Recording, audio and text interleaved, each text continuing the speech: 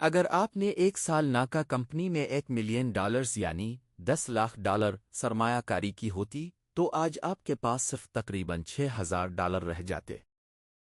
But queen treasury company ناکاموتو ایک سال سے بھی کم وقت میں اپنی پیک مارکیٹ ویلیو $24 بلین سے گر کر صرف $180 ملین پر آ گئی، یعنی تقریباً 99.30% کمی، جس سے $23.3 بلین کی ویلیو ختم ہو گئی۔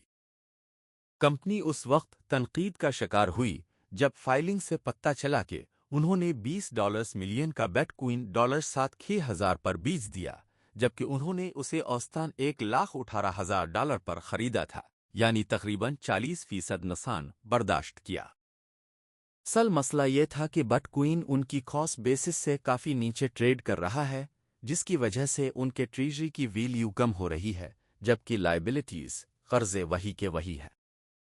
ساتھ ہی کمپنی کا اسٹاک $1 سے نیچے 30 دن سے زیادہ عرصے تک رہا، جس سے نسدق کی نان کمپلائنس شروع ہو گئی۔ اگر یہ مسئلہ حل نہ ہوا تو 8 جون 2026 تک کمپنی ڈلسٹ ہو سکتی ہے۔ اگر ڈلسٹ ہو گئی تو ان کی لیکوڈیٹی کم ہو جائے گی، پھر انسٹیٹیوشنل انویسٹرز کی رسائی کم ہو جائے گی اور نئی فنڈنگ حاصل کرنا بہت مشکل ہو جائے گا۔ اب ڈیٹ کی طرف دیکھیں تو کمپنی نے ابتدا میں $510 ملین پائپ کے ذریعے اور $200 ملین کنورٹیبل نوٹس کے ذریعے ریز کیے تھے۔ بعد میں دسمبر 2025 میں انہوں نے اس ڈیٹ کو ریفائنانس کرتے ہوئے کراکن سے $210 ملین کا بٹ کوائن بیکڈ لون لیا۔ یہ لون اسی بٹ کوئن پر لیا گیا ہے جو اب 40% نقصان میں ہے۔ اسٹاک گرنے اور نئی فنڈنگ بند ہونے کی وجہ سے کمپنی کے پاس صرف 2 آپشن ہیں، یا تو کیش ریزروز استعمال کرے یا مزید بٹ کوئن نقصان پر بیچے، اور وہ یہی کر رہے ہیں۔ یعنی کمپنی ہر طرف سے نقصان میں ہے۔ بٹ کوئن 40% ہولڈنگ نقصان میں، اسٹاک 99% گر چکا، کیپٹل ایکسس کمزور، نئی فنڈنگ ممکن نہیں۔ اس سے ٹریجری ماڈل کا سب سے بڑا فائدہ ختم ہو جاتا ہے، یعنی اسٹرانگ اسٹاک پرائس کے ذریعے نئی کیپٹل ریز کرنا۔ اب اس کا موازنہ کریں مارا ہولڈنگز اور مائکرو اسٹریٹجی سے کریں تو مارا ہولڈنگز 38,689 BTC ہولڈ کرتی ہے۔ کاسٹ بیسس تقریباً $80,900 ہے۔ بٹ کوئن یہاں بھی لاس میں ہے، لیکن گیپ کم ہے۔ انہوں نے 15,133 BTC کو $65,300 پر بیچا، جو کاسٹ سے کم تھا، مگر یہ سروائیول نہیں بلکہ اسٹریٹجی تھی۔ اس سے $1.1 بلین حاصل کیے، جس سے ڈیٹ $3.3 ارب سے کم ہو کر $2.3 ارب ہو گیا، 30% کمی۔ 9% discount per notice by back کر کے $88 ملین کا فائدہ حاصل کیا۔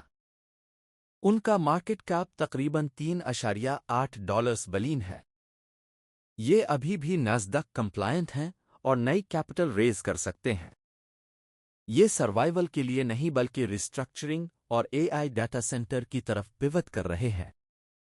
مائکرو اسٹریٹجی 29 مارچ 2026 تک 7,62,099 BTC ہولڈ کرتی ہے۔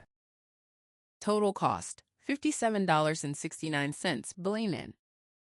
Average price $75,694. Debt $8.20 billion.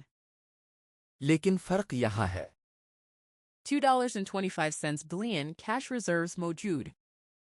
2 سال تک ڈیٹ اور ڈیویڈنڈز بغیر BTC بیچے مینج کر سکتے ہیں۔ کوئی بڑا ریپیمنٹ 2028 تک نہیں۔